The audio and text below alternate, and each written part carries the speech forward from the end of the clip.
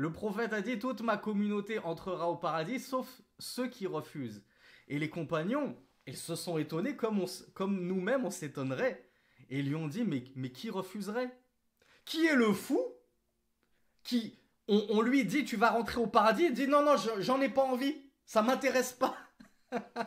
Et honnêtement, j'en rigole, mais ça existe vraiment. Sadaqa Rasulullah, c'est incroyable. J'ai entendu de mes propres oreilles, et je suis sûr que parmi vous, vous l'avez déjà entendu, des stars de la débauche, hein, que ce soit de la chanson, du cinéma. Honnêtement, j'ai plus le nom en tête, mais j'ai déjà entendu 2-3 pseudo-stars qui ont dit j'ai pas envie d'aller au paradis, je préfère aller en enfer avec le diable, il y fait bien chaud.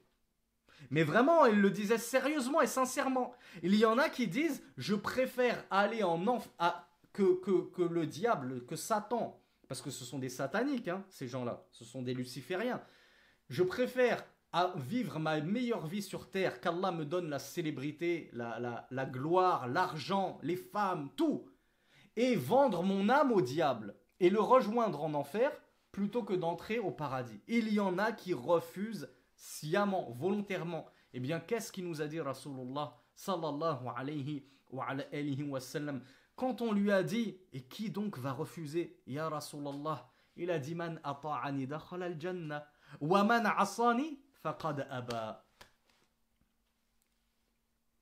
Celui qui m'aura obéi entrera au paradis. C'est lui.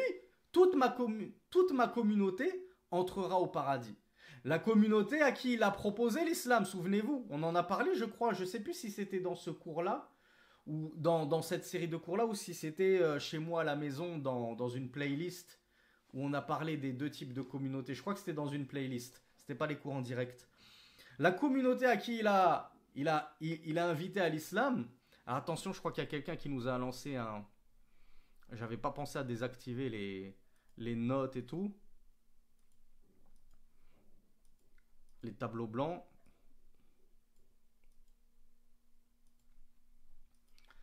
Le prophète sallallahu alayhi wa sallam a dit toute ma communauté entrera au paradis sauf ceux qui auront refusé.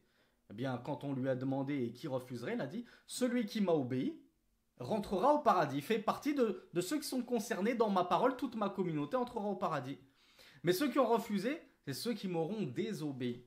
Celui qui me désobéit, ben, lui, il a refusé sciemment, en son âme et conscience, de rentrer au paradis. Ça ne t'a pas intéressé de suivre la sunna? Tu veux être coraniste? Tu veux être athée? Tu veux être soi-disant, comment on appelle ça, les scientifiques rationalistes? Tu veux être juif? Tu veux être chrétien? Tu veux être bouddhiste?